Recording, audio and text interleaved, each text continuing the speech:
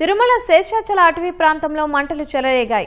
కాకులమాను వద్ద wind mill కు సంబంధించిన ట్రాన్స్ఫార్మర్లో షార్ట్ సర్క్యూట్ కారణంగా మంటలు వచ్చాయి.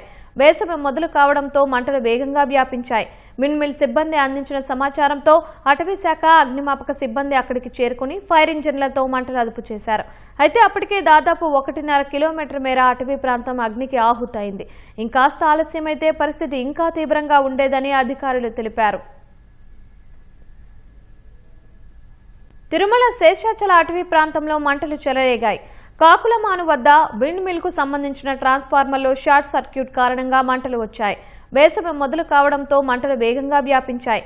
విండ్ మిల్ సిబ్బంది అందించిన సమాచారంతో అటవీ శాఖ అగ్నిమాపక సిబ్బంది అక్కడికి చేరుకుని ఫైర్ ఇంజిన్లతో మంటలు అదుపు చేశారు.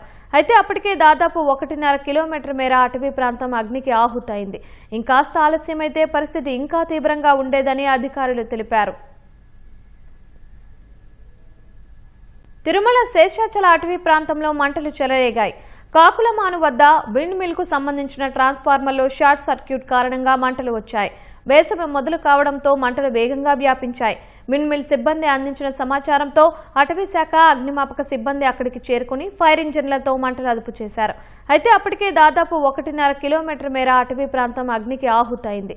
ఇంకాస్త ఆలస్యమైతే పరిస్థితి ఇంకా తీవ్రంగా ఉండేదని అధికారులు తెలిపారు.